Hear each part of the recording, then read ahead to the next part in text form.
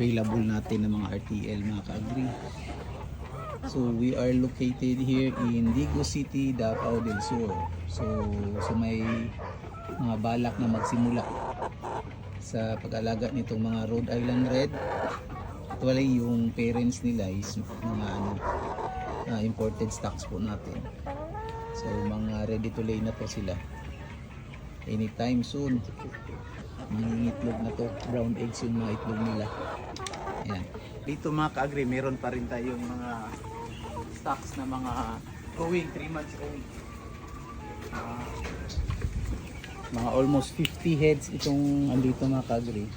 2 months old mahigit. Saka dito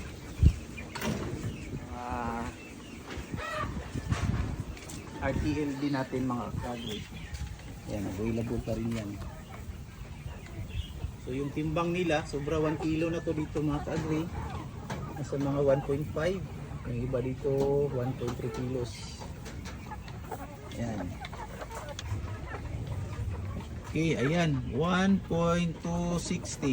Almost 1.3 kilos. Ayan. So we are located here in Digo City, Davao del Sur, or mag-PM kayo sa page namin kung gusto niyo mag-alaga ng ganitong klaseng mga manok. God bless and happy farming!